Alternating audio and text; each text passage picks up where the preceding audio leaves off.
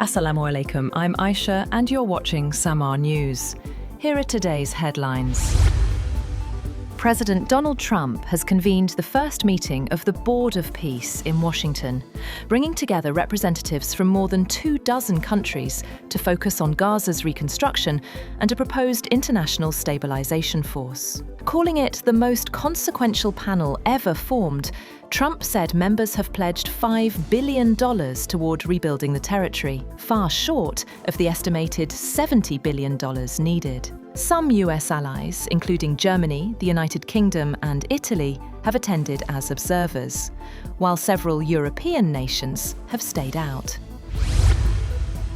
President Donald Trump has reportedly been told that a military strike on Iran could happen as soon as Saturday. According to leading news media outlets, the White House is weighing the political and military consequences, while the Pentagon repositions personnel in the Middle East as a precaution. As per reports, US Air Force aircraft are parked at Vasilevsky Airport in Sofia, though Bulgaria's defense ministry says the deployment supports NATO enhanced vigilance training and aircraft servicing. Back in DC, Press Secretary Caroline Leavitt said diplomacy remains the preferred path with Iran, despite what she called many arguments for a strike. Meanwhile, Iran says it is on full alert, even as indirect talks in Geneva continue.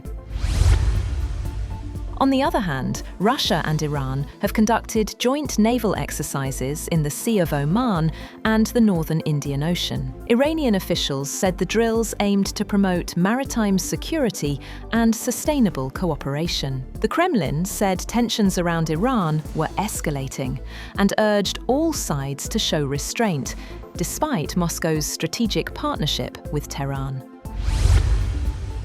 Russia and the United States have reportedly agreed to establish a bilateral economic working group alongside ongoing military-political negotiations in Geneva. Russian Foreign Minister Sergei Lavrov told a foreign media outlet that the group would explore what mutually beneficial cooperation means under the Trump administration and discuss economic issues where national interests align.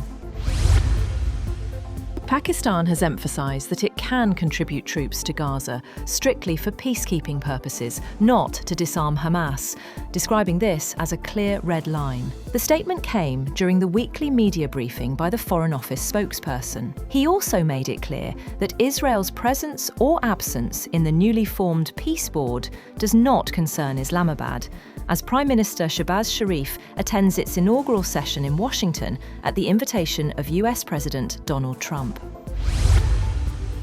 US President Donald Trump slams British Prime Minister Keir Starmer, calling the 99-year lease of the Diego Garcia Air Base in the Chagos Islands a big mistake. Trump argued the base could be vital for future military operations, including potential threats from Iran. The 2025 agreement transfers sovereignty of the islands to Mauritius while retaining UK control over Diego Garcia. Britain says the deal ensures long-term security for the base and its allies.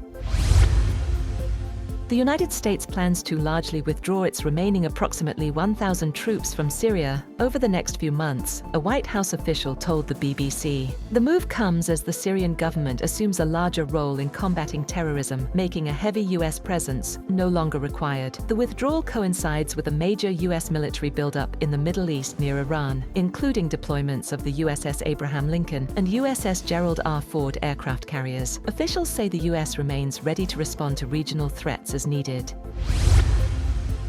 Andrew Mountbatten Windsor, the younger brother of King Charles III, has been arrested on suspicion of misconduct in public office over his links to late US financier Jeffrey Epstein. The arrest marks the first time the former prince has been detained amid long-standing controversy surrounding his association with Epstein. Newspapers earlier reported that 6 unmarked police cars and around 8 plainclothes officers arrived at Wood Farm on the Sandringham estate in eastern England. Vehicles believed to be unmarked police cars were seen at Sandringham in Norfolk, where Andrew has been living since leaving his home in Windsor. A South Korean court has sentenced former President Yoon Suk-yeol to life in prison after finding him guilty of masterminding an insurrection stemming from his December 2024 attempt to impose martial law. Prosecutors had sought the death penalty in the case, closely watched in a deeply divided country. It is the most consequential yet for the ousted leader, whose bid triggered a national political crisis and tested democratic resilience.